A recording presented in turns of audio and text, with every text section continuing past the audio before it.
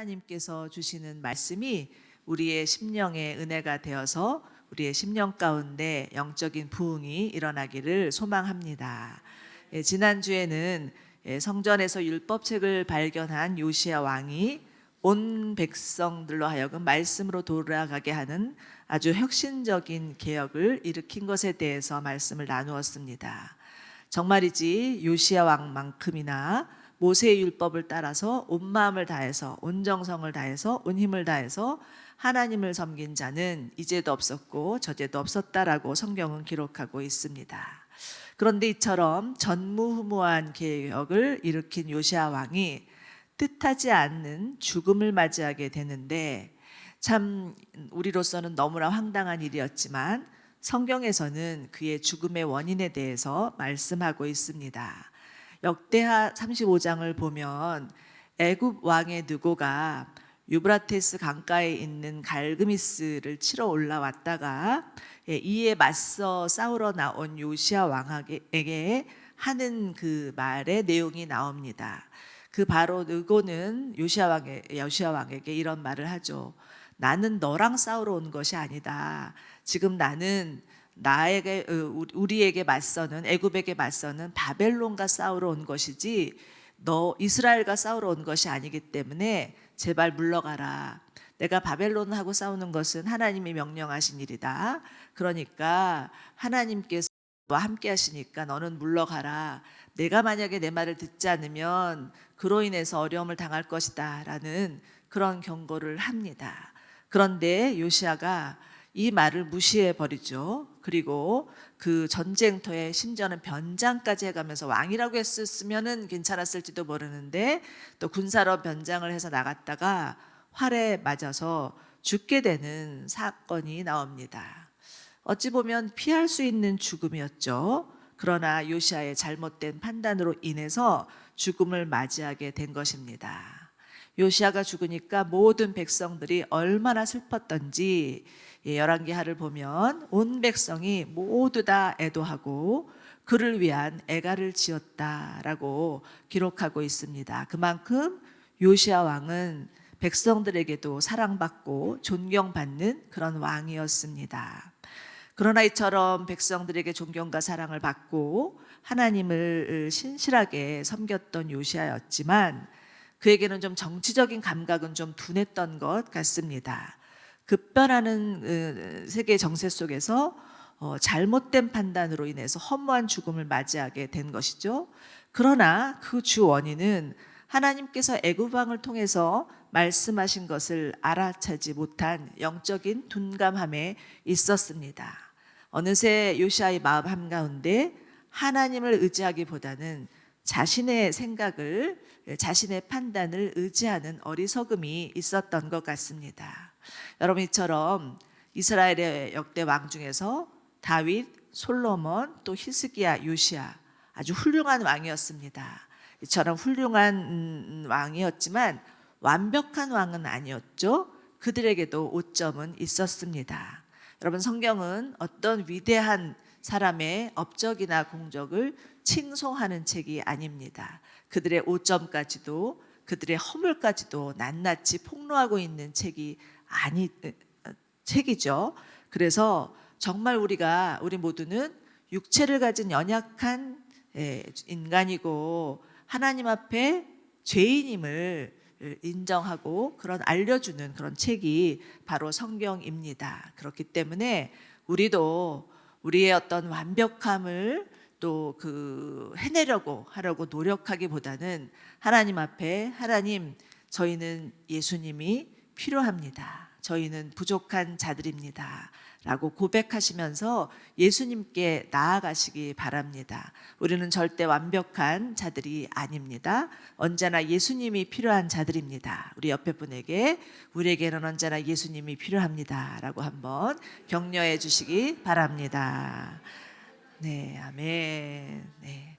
자, 이제 요시야 왕이 죽은 후에 이스라엘은 다시 죄악으로 빠지게 됩니다. 그 요시야 이후에 남유다의 왕들은 다시 하나님 보시기에 악을 저질렀고 그리고 또 다시 우상을 섬기게 되었고, 다시 결국은 바벨론의 침공으로 인하여서 성전은 파괴되고 포로로 끌려가는 비운을 겪게 되는데, 열왕기하 25장을 보면 예루살렘 최후의 날이 얼마나 비참했는지를 낱낱이 설명하고 있습니다. 예루살렘 성은요, 바벨론에 의해서 완전히 포위됐고, 먹을 양식은 떨어졌고, 군인들은 그 허물어진 성벽 틈을 타고 다 줄줄이 도망가 버리고 흩어져 버리고, 사울 군사는 남지 않았고, 마지막 남유다의 마지막 왕 시드기야는 두 눈이 뽑힌 채로 바벨론의 포로로 끌려가게 됩니다. 성전과 왕국은 다 불타버렸고, 그리고 성벽은 모두 다 무너졌고, 쓸만한 사람들은 다 바벨론의 포로로 끌려가 버렸고, 예루살렘의 남은 자라고는 그 땅을 경작할 가난한 농민들만 남았습니다. 그야말로 털끝만큼의 희망도 없는 그러한 절망적인 상태였습니다. 오늘 본문에서 이사야는 이스라엘의 이런 절망적인 상태를 세 가지로 표현하고 있는데요. 첫째는 고통을 겪고 있는 사람들, 두 번째는 어둠 속에 걷던 백성들, 세 번째는 죽음의 그림자로 드리운 땅에 사는 사람들, 이렇게 표현하고 있습니다. 고통, 어둠, 죽음의 그림자, 이런 단어만 듣기만 해도 정말 암울하고 소망이 없어 보이죠. 그런데 이들이 이처럼 이런 비참한 상황에 놓이게 된 것은 순전히 그들의 죄 때문이었습니다. 하나님께서 그동안 여러 선지자들을 통해서 하나님께 돌아올 것을 촉구하셨고, 너희가 하나님을 겸하여서 우상을 섬기는 일은 절대 있을 수는 없다라고 경고하셨고, 또 사회적인 불의와 제약을 저지르는 것에 대해서도 미리 말씀하셨음에도 불구하고 이들은 여전히 하나님과 우상을 겸하여 섬겼고, 하나님이 하지 말라는 짓은 골라서 했었고, 하나님의 말씀을 어기는 일을 밥 먹듯이 하였던 것입니다. 자, 그리고 그로 인한 결과가 고통과 어둠과 죽음의 그림자였습니다. 이사야서 1장 5절과 6절을 보면 이러한 이스라엘의 상태를 조금 더 자세히 묘사하고 있는데요. 한번 보시면 좋겠습니다. 자, 보시면 이들의 머리는 온통 병들었고 마음은 온통 혼미해졌으며 발바닥부터 머리까지 성한 곳이 없었다. 상한 곳과 멍든 곳과 새로 맞은 상처뿐 짜내고 싸매고 기름으로 상처를 가라앉지도 못한다. 너희 땅은 황폐해졌고 너희 성들은 불태워졌고 너희 땅은 눈앞에 이방 사람들에게 삼켜졌으며 이방 사람들에게 파괴되었고 폐허가 되었다라고 탄식하고 있습니다. 자, 그런데 이러한 모습은 비단 이스라엘의 백성들만의 모습은 아닙니다. 이 땅을 살아가고 있는 우리들의 모습도 마찬가지입니다. 우리도 마찬가지로 고통을 겪고 있으며 어둠 속을 걷고 있으며 죽음의 그림자가 드리운 땅에 살고 있습니다. 요즘 한번 뉴스를 들어보시면 정말 딱 뉴스를 듣는 순간부터 지금 온 전 세계에서 일어나고 있는 그런 불행한 소식들이 마구 그냥 기다렸다는 듯이 터져 나오고 있는 것을 볼 수가 있습니다. 정말 들려오는 소식은 고통의 소리뿐인 것 같습니다. 전쟁과 기근과 지진과 전염병, 이로 인해서 하루아침에 부모를 잃은 또 자녀들, 정든 고향을 두고 떠나야 되는 또 난민들, 또 끊이지 않는 그런 질병들, 그로 인한 죽음들, 이런 것들이 수도 없이 또 소식이 전해지고 있고요. 또 그뿐만 아니라 정말 무슨 학대, 폭력, 기아, 질병, 여기저기에서도 고통이 끊어지지 않고 있는 게 현실입니다. 그리고 또한 사실은 멀리 갈 것도 없이 우리 삶을 들여다보면 우리 삶 또한 고통의 연속입니다. 설마 내게는 일어나지 않겠지라고 하는 일들이 일어나기도 하는 게 우리네 인생입니다. 이 고통이 지나가면 다 되겠지라고 생각했는데 이 고통이 지나면 또 다른 고통이 오기도 합니다. 정말 숨 쉴 틈조차 없이 몰려오는 고난의 연속이 우리의 삶이라고 그렇게 인정하지 않을 수 없습니다. 저처럼 나이가 드신 분들에게 가끔 물어보면 다시 예전으로 돌아가고 싶습니까? 라고 물어보면 하나같이 다들 절대 돌아가고 싶지 않아요. 여기까지 오느라고 얼마나 고생했었는데 지금 이대로가 좋습니다. 라고 말씀하시는 분들이 있는데 저도 그렇습니다. 네. 그래서 요즘 젊은이들을 보면 젊은 게 부럽기도 하지만 그 무수한 또 젊은 날, 그날을 어떻게 살아가지? 다가올 고통이 분명히 있을 텐데 그걸 어떻게 감당하지? 라는 마음 때문에 짠하긴 또 한 것이 사실입니다. 네, 이처럼 늘 고통이 있고 그로 인해서 어둠이 있고 늘 죽고 싶은 것 같은 게 우리네 인생입니다. 그런데 이처럼 우리가 이러한 인생을 살 수밖에 없는 이유는 바로 우리의 죄 때문입니다. 창세기 3장 16절 17절을 보시면 아담과 하와가 하나님의 말씀을 거역하고 난 후에 그들에게 이런 말씀을 하시죠.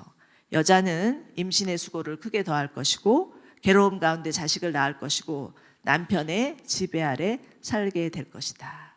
왜 하필이면 이렇게 남편의 지배 아래 살게 될 것이라는 말씀이 있는지 억울하기도 하지만 인간의 죄 때문이라는 것입니다. 그런가 하면 남자는 또 일평생 수고해야 땅에서 나는 것을 먹을 것이며 땅은 가시덤불과 엉겅퀴를 낼 것이고 결국은 흙으로 돌아갈 것이라 말씀하십니다.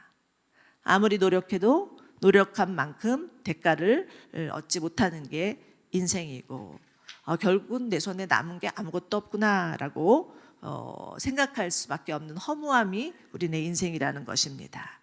그렇기 때문에 여러분, 우리의 자녀들이 만나는 세상은 절대 희망찬 세상이 아닙니다. 절망과 폭력과 분쟁이 난무한 세상이고 두려움과 우울과 공포가 가득 찬 세상입니다. 저도 목회를 하면서 여러 성도님들을 만나는데 성도님들의 이야기를 들어보면 제가 한 번도 경험하지 못한 그런 간접적인 그런 삶을 만날 때가 많은데 정말 성도님들의 사연을 들어보면 정말 이제까지 어떻게 사셨지?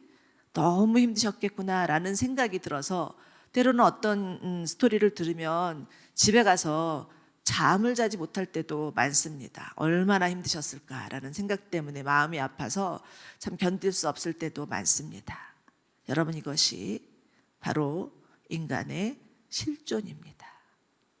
인간의 죄로 인해서 피해갈 수 없는 고통들, 어둠들, 죽음에 놓일 수밖에 없는 것이 우리네 인생입니다.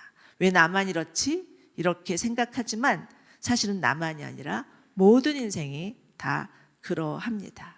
자, 그렇다고 해서 희망은 전혀 없는 것일까요? 그렇지 않습니다. 이사야 선지자는 절망 중에 희망을 노래하고 있는데요. 1절과 2절 함께 읽어보시겠습니다. 시작. 그러나 고통을 겪고 있는 사람들에게는 어둠이 이미 사라졌다. 납달리 땅에 모욕을 당하도록 내버려 두셨지만 이후로는 바닷길과 요단강 저편의 땅과 이방 사람들이 사는 갈릴리를 영광스럽게 하셨다. 어둠 속에 걷던 백성이 큰 빛을 보았고 죽음의 그림자가 들여온 땅에 사는 사람들 위에 빛이 비쳤다. 아멘. 이사야는 담대히 선포하고 있죠. 이젠 어둠이 사라졌다. 스불론과 납달리와 요단강 저편의 땅과 갈릴리가 다 영광스럽게 될 것이다 라고 예언합니다. 여기서 스불론, 납달리, 요단 저편의 땅, 갈릴리는요 전쟁으로 인해서 폐허가 된 땅입니다. 그로 인해서 그 땅 가운데 모욕과 수치와 멸시와 학대가 있었던 땅이었죠. 오죽하면 갈릴리를 부를 때는 이방 사람들이 사는 갈릴리, 너무나 많은 사람들이 침범을 했기 때문에 그 안에 정말 유대인들만 있지 않았던 땅이 바로 갈릴리이기 때문에 이방의 갈릴리라는 별칭까지 가지게 됩니다. 그러나 이사야는 이처럼 멸시받던 땅들도 영광을 얻게 될 것이다 라는 축복의 말씀을 선포하는데요. 그 이윤즉슨 그 어둠 속을 걷던 백성들이 큰 빛을 보았고 죽음의 그림자가 드리운 땅에 사는 사람들의 빛이 비춰졌기 때문이라 말씀하고 있습니다. 여러분, 요한복음 8장을 보면 또 어떤 사람들이 가늠한 여인을 예수님 앞에 끌고 나오는 장면이 나옵니다. 아마 그 예수님이 이 여인을 어떻게 처리하는지를 보고 예수님을 붙잡을 그런 그 어떤 기회를 틈타고자 했는데, 예수님은 그 사람들을 향해서 너희 가운데 죄 없는 사람은 이 여인을 돌로 치라 말씀하시고 나서 땅 위에 뭔가를 썼는데, 그것을 보고 거기 있던 모인 사람들이 하나 둘씩 다 사라지고 오로지 예수님과 그 가늠한 여인만 남게 되는 사건, 너무나 잘 아시죠? 예수님이 그 땅바닥에다 뭐를 썼는지는 성경에 나와 있지 않습니다. 어떤 사람들은 그 주변에 있는 사람들의 그 죄를 낱낱이 기록해서 사람들이 그것을 보고서 도저히 있을 수 없었다라고 말은 하지만, 그거는 우리끼리 하는 이야기고 무슨 말을 쓰셨는지는 아무도 모르지만, 여하간 예수님, 그 거룩하신 예수님 앞에 섰을 때 우리의 죄가 얼마나 큰지를 보지 못하는 자는 아무도 없을 것입니다. 이사야서에서는 특별히 예수님을 하나님을 이스라엘의 거룩하신 이라고 계속 거듭 강조하고 있습니다. 이것은 무엇입니까? 거룩하신 하나님 앞에 우리는 모두 다 죄인인 것을 분명히 말하고 있는 것이죠. 예수님은 그 가늠한 여인에게 이렇게 말씀하십니다. 내 죄는 사해졌다. 내가 너를 용서하니 다시는 가서 죄를 범하지 말아라. 이렇게 말씀을 하시고 나서 그 주변에 남아있던 사람들 또한 제자들에게 나는 세상의 빛이다. 누구든지 나를 따르는 자는 어두움에 다니지 않고 생명의 빛을 얻을 것이다. 이렇게 말씀하시죠. 여러분, 우리가 정말 그 소망이 있는 이유는 예수님이 이 어두운 세상에 빛으로 오셨기 때문입니다. 죄 없으신 예수님이 인간으로 오셔서 우리를 위해서 대신 십자가를 지셨기에 아무리 죄를 지은 중죄인이라 할지라도 예수님께서 그 죄를 담당하시고 구속해 주셨다라는 것입니다. 아멘, 믿으시죠? 이사야서 1장 18절 한번 같이 보시겠습니다. 이사야서 1장 18절을 보시면 비록 너희 죄가 주홍빛 같더라도 눈처럼 희게 될 것이다. 비록 그 죄가 지렁이처럼 붉어도 양처럼 될 것이다 말씀하십니다. 여기서 주홍이라는 것은요, 히브리어로는 쇠님이라는 그 단어인데 거듭 물들여진, 따라서 지워질 수 없는 이라는 뜻입니다. 거듭 죄를 지어서, 너무나 죄를 많이 지어서 도저히 그 죄로부터 벗어날 수 없는 상태를 말하는 것입니다. 또 지렁이 같은 지렁이처럼 붉어도, 이런 단어가 여기 나오는데 개역개정에서는 진홍빛이라고 나오죠. 여러분, 비 개인 날 그 지렁이가 그 땅 속에서 땅 위로 올라와 있는 것들, 꿈틀거리는 지렁이 본 적이 있습니까? 그 색깔 기억하십니까? 조금 징그러운 색깔이죠. 바로 그 색이 지금 그 진홍빛이라는 색깔입니다. 짙은 붉은색이라는 것인데, 이는 짙은 붉은색으로 물들어졌다. 그만큼 우리의 죄가 우리의 뼛속 깊이 물들어졌음을 말하고 있습니다. 자, 그렇기 때문에 우리의 존재는 그 밑바닥부터 죄로 물들여진 전적으로 타락한, 전적으로 부패한 자들입니다. 죄를 지었기 때문에 죄인이 아니라 죄인이기 때문에 죄를 지을 수밖에 없는 구제불능인 자들이 인간이라는 것이죠. 그러나 마치 그 나다니엘 호도의 주홍글씨 여러분 잘 아시죠? 우리 학교 다닐 때 많이 읽었던 책인데, 그 여인에게 그 가슴에 주홍색으로 A자가 이렇게 붙어 있죠. 어덜터리, 간음이라는 그 영어 단어의 앞자리 A자인데, 정말 자신의 그 나는 죄인입니다, 이것을 만천하에 밝히고 다니는 것이죠. 그러나 이처럼 정말 온 천하 가운데 죄인이라고 낙인 찍힌 자라 할지라도 하나님은 그 죄를 양털처럼 희게 하시겠다고 약속하시는 것입니다. 이것은 정말 우리에게 기쁜 소식 아니겠습니까? 바로 이것이야말로 복음입니다. 자, 그래서 이사야는 9장 3절과 5절에서 이렇게 감탄 어린 말로 이야기하고 있습니다. 함께 같이 읽어보죠. 9장 3절에서 5절입니다. 시작. 주께서 이 백성을 번성케 하셨고 기쁨을 키워주셨습니다. 사람들이 추수할 때 기뻐하고 전리품을 나눌 때 즐거워하듯이 그들이 주 앞에서 기뻐합니다. 그들을 짓누르던 멍에와 어깨를 내리치던 회초리와 압제자들의 몽둥이를 미디안을 꺾으시던 날처럼 때문입니다. 쿵쿵거리며 짓밟았던 모든 군화와 피범벅이 된 모든 군복이 땔감으로 불에 타 사라졌기 때문입니다. 아멘. 여러분, 이처럼 복음은 우리에게 기쁨과 즐거움과 번성을 가져다 주며 또한 모든 결박과 얽매임으로부터 자유케 합니다. 그동안 아무리 열심히 일을 해도 내는 것은 가시덤불과 엉겅퀴였을 뿐입니다.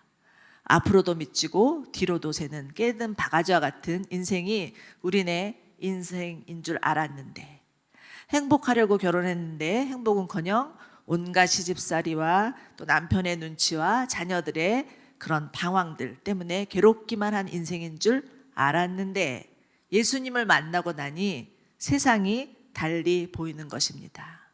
세상에서 내가 제일 불행한 사람이라고 생각했는데 예수님 만나고 났더니 내가 불쌍한 것이 아니라 예수님 알지 못하는 사람들이 불쌍하고, 정말 오죽하면 저럴까라는 생각이 들면서 비록 내가 남들처럼 행복한 가정을 누리지 못해도 나는 예수님 때문에 행복합니다 라고 고백할 수 있는 것이 복음의 능력입니다. 나는 예수님이 함께 하시기 때문에 이제 겁낼 것 없습니다 라고 담대히 선포할 수 있는 것이 생명력 있는 복음을 가진 자들의 모습이라는 것입니다. 더 이상 이제는 세상의 노예로 살지 아니하고 예수님 주인 삼아서 예수님과 함께 기뻐하며 즐거워하며 살아갈 수 있는 인생이 되는 것입니다. 이것은 바로 하나님이 원래 설정하신 에덴의 삶, 에덴의 회복이라 할 수 있습니다. 여러분, 이 날을 기대하십니까? 아멘. 여러분, 기독교 역사가는요 절대 또 힌두나 불교에서 말하는 그런 수란론적 역사관이 아닙니다. 시작이 있고 끝이 있는 종말론적 그런 역사관입니다. 내 고통은 도대체 언제 끝이 나는 거지? 끝이 날 것 같지 않은데 반드시 끝이 난다는 것입니다. 네. 요즘 TV를 보면 사랑하는 남녀들이 이별을 하면서 너무나 애절하게 자, 이 생에서는 여기까지, 다음 생에서 우리 꼭 만나자라고 하면서 아줌마들의 마음을 심쿵하게 하는데 절대 거기에 속으시면 안 됩니다. 새빨간 거짓말입니다. 우리에게는 시작이 있고 끝이 있습니다. 하나님이 우리의 시작이시고 끝이심을 믿으시기 바랍니다. 하나님께서 정말 우리의 인생을 시작하셨고 중간에 우리의 인생에 여러 가지 많은 불행과 고난의 연속이 있다 할지라도 마침내는 그 고난은 마감되고 하나님 안에서 해피엔딩을 누릴 수 있게 하시는 분이심을 믿으시기 바랍니다. 네. 어젠가요? 허원희 목사님께서 장례 예배 때 잠시 하신 말씀인데 요즘 그 인생이 아름다워라는 영화가 있다면서요. 그 영화를 보신 분들이 계실지 모르겠지만 암에 걸린 아내를 또 온 가족이 또 남편이 아주 정성스럽게 또 보살피는 그런 내용이라고 하더라고요. 굉장히 슬픈 스토리인데 영화를 다 보고 났더니 마음이 굉장히 훈훈하더래요. 그래서 사모님이 목사님하고 영화를 보고 나오시면서 이상하다. 이 영화는 주제는 참 슬픈데 마음은 너무 훈훈하다. 이렇게 얘기를 하시니까 그때 허원희 목사님에게 성령이 임하셔서 인생이 끝이 있기 때문이야. 이렇게 얘기를 하셨다라고 자랑하듯이 얘기를 하시더라고요. 여러분, 하나님은 알파와 오메가이십니다. 네, 그 시작하신 이가 반드시 끝내시는데 그 끝은 우리 가운데 기쁨과 즐거움과 번성과 자유를 주시는다는 것을 믿으시기 바랍니다. 아무리 험난한 인생이라 할지라도 마침내는 하나님의 품에 안겨서 영원한 안식을 누리게 하시며 우리의 모든 삶을 협력해서 서누르시면서 해답 주시는 하나님, 그 하나님을 믿는 믿음으로 사시기를 축원합니다. 자, 이제 이사야에게도 계시가 임하죠. 지금 이제 그 6절과 7절은 이사야에게 임한 계시입니다. 계시란 무슨 뜻입니까? 베일을 벗겼다라는 뜻이죠. 감추어진 것들이 밝히 드러났다라는 뜻인데요. 우리 한번 6절, 7절 같이 읽어보시겠습니다. 시작. 한 아이가 우리를 위해 태어났다. 우리가 한 아들을 얻었다. 그의 어깨에는 주권이 있고 그의 이름은 기묘자, 모사, 전능하신 하나님, 영원하신 아버지, 평화의 왕이라 불릴 것이다. 그분의 넘치는 주권과 평화는 다윗의 보좌와 그의 왕국 위에 끝없이 펼쳐질 것이다. 지금부터 영원히 공평과 정의로 그것을 견고히 세울 것이다. 만군의 여호와의 열정이 이것을 이루실 것이다. 아멘. 이것이 바로 이사야에게 임한 하나님의 계시의 말씀이죠. 여러분, 성경은 하나님의 계시로 이루어져 있습니다. 창세기로부터 요한계시록까지 하나님의 계시로 이루어졌는데, 창세기 3장 15절에서 시작된 계시가 요한계시록에 갈 때까지 점점 더 구체화되면서 정말 구약은 이 땅에 오실 예수님, 또 신약은 이미 오신 예수님, 마지막엔 다시 오실 예수님에 대해서 말씀하고 있습니다. 그래서 성경은 점진적인 계시의 책이라고 할 수 있습니다. 요한복음 3장 15절에서 시작된 이 원복음이요, 특별히 이사야서에 가서는 아주 구체화되고 있는 것을 볼 수가 있는데, 이사야서에서는 예수님에 대한 계시가 직접적으로는 한 350회 정도 나오고요, 간접적으로는 450회가 이렇게 계시되어 있다라고 합니다. 그래서 이사야 선지자야말로 그 구약의 그런 정말 그 복음을 전한 그런 선지자라고 말하고 있고요. 어떤 신학자는 이사야말로 가장 선지자 중에서 복음적인 선지자다, 이렇게도 말하고 있습니다. 이사야에게 임한 하나님의 계시, 이 계시로 말미암아 사실 이사야는 많은 어려움을 당하죠. 그래서 결국은 마지막에 그 히스기야 왕의 아들 므낫세 왕에 의해서 결국은 그 칼로 그 목을 베는 그런 또 죽음을 맞이하고 또 순교적인 죽음을 당하게 되는데요. 이처럼 이사야는 칠흑 같은 그 어둠의 시대에 희망을 전한 그런 선지자였습니다. 자, 그런데 오늘 본문에서는 이사야가 예수님을 인간으로 태어나실 것에 대해서 한 아기로 오실 것이다 라고 예언을 하고 있죠. 이것은 정말 놀라운 예언이었습니다. 메시아에 대한 기대는 있었지만 그 메시아가 한 아기로, 하나님이 한 아기로 태어나실 것을 처음으로 그렇게 알려주고 있는 것이죠. 자, 여기서는 보면 예수님이 5가지로 지금 표현하고 있습니다. 예수님이 어떤 분인지 5가지로 표현하고 있는데, 기묘자, 모사, 전능하신 왕, 연존하시는 아버지, 평화의 왕이라고 그렇게 표현하고 있습니다. 이 5가지 모습인데요. 여기서 기묘자란 사람들의 그런 그 흠모를 받을 만한, 놀랄 만한 분이다, 정말 서프라이징 할 만한 그런 분이다라는 것을 말하고 있고요. 모사는 아주 탁월한 상담가라는 의미인데요. 그 NIV 성경을 보면 그 기묘자와 모사를 합쳐서 원더풀 카운슬러 이렇게 알려주고 있습니다. 그래서 NIV에서는 4가지로 표현을 하고 있는 거죠. 지금 우리말 성경에서는 5가지로 표현을 하고 있는데, 정말 놀라울 정도로 예수님은 탁월한 상담가라는 것을 알려주고 있습니다. 여러분 이 말에 동의하십니까? 아멘. 예수님은 참으로 위대하시고 놀라우신 왕이시고 상상을 초월할 만한 능력을 가지신 분이지만, 한 영혼을 향해서 다가가시고 한 영혼을 찾아가시고 그 한 영혼에게 끊임없이 귀를 기울이시는 탁월한 상담가이십니다. 그렇기 때문에 여러분이 당하는 어떤 고통이든 어떤 고난이든 사람들은 비록 이해하지 못하지만 우리 예수님은 다 알고 계시고 정말 귀 기울여 들어주시는 분이심을 믿고 어떤 문제든 어떤 상황이든 주님께 나아가 토로하시는 여러분들 되시기를 바랍니다. 자, 그런가 하면 예수님은 전능하신 하나님이십니다. 인간으로 오셨지만 동시에 하나님이시라는 것입니다. 인성과 신성을 동시에 가지신 성육신하신 하나님이심을 이 이사야가 지금 예수님이 오시기 전 800년 전에 계시하고 있습니다.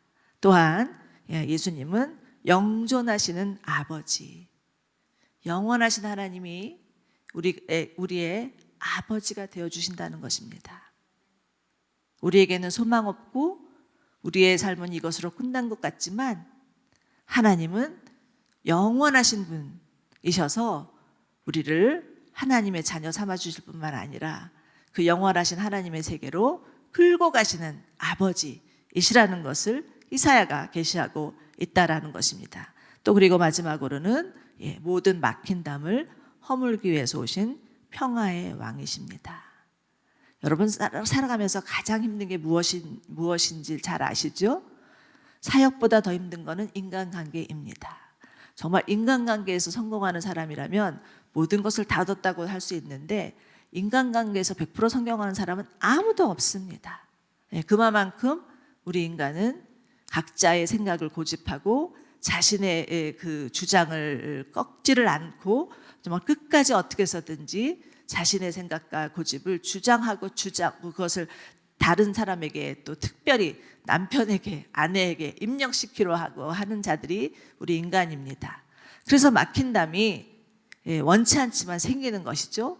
그러나 예수님이 이 땅에 오셔서 유대인이든 이방인이든 하나 되게 하시고 정말 깨어진 가정 또 남편과 아내 하나 되게 하시고 깨어진 부모의 관계 하나 되게 하시러 오신 화목제물로 오신 화해자로 오신 평화의 왕임을 계시하고 있습니다.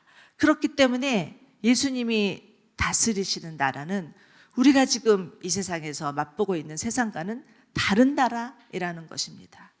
예수님이 다스리는 나라의 그 기준은 공평과 정의입니다. 보시기 바랍니다. 공평과 정의라는 단어가 나오고 있죠. 자, 여러분, 공평과 정의가 다스리는 나라이라면 그 나라에는 억울함도 없을 것이고 원통함도 없을 것이고 분쟁도 없을 것이고 분열도 없을 것입니다. 오로지 평화와 화해와 하나됨만 있을 것이죠. 요한계시록 21장 4절에서는 그 나라에 대해서 말씀해 주고 계시는데 우리 한번 같이 읽어보도록 하겠습니다. 요한계시록 21장 4절 시작. 그들의 눈에서 모든 눈물을 닦아주실 것이며 없을 것이다. 이는 처음 것들이 지나갔기 때문이다 라고 말씀하고 있습니다. 아멘. 여러분, 이 나라가 기대가 되십니까?